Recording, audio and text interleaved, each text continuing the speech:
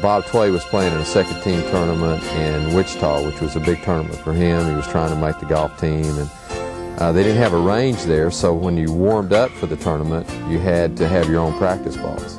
And I had brought my practice balls to the tournament, and I was kind enough to let the guys hit them, and then I'd go pick them up before they, or after they hit them, and got ready to go play.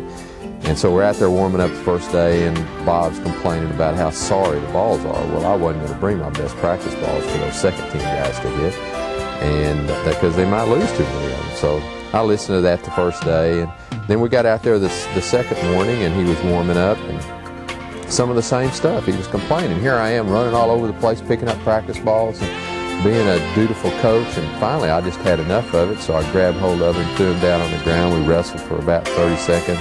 I cross-faced him, barked up his nose, and gave him a pretty good working over since I picked up all those moves at Iowa Hall back in my college golf days with the wrestlers.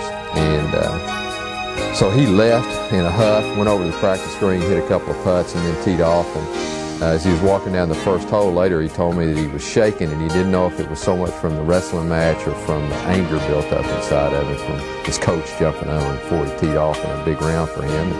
Double bogey the first hole, but he got himself composed and managed to get the ball around the course in even par that day, 72, tied for second in the tournament, and later on went on to make our team, and I think finished fifth or top 10 individual in the NCAA that year as a freshman.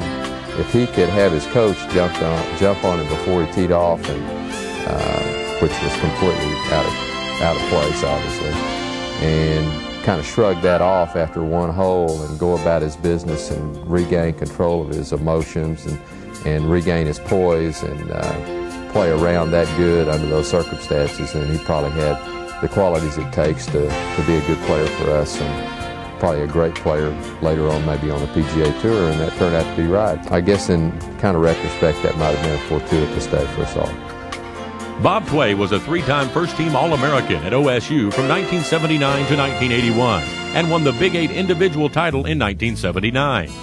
Tway was a member of the NCAA National Champion Cowboys in 1978 and 1980. Tway was also a member of the World Amateur Team in 1980. Tway's most prestigious honor came in his senior year in 1981 when he was named the Fred Haskins Player of the Year. He claimed 3 tournament titles that year and added 4 runner-up finishes. Since joining the PGA Tour, Tway is the most successful OSU golfer to enter professional golf. In 1986, he won the PGA Championship and was named the PGA America Player of the Year. Tway was voted by his peers as the PGA Tour Comeback Player of the Year in 1995.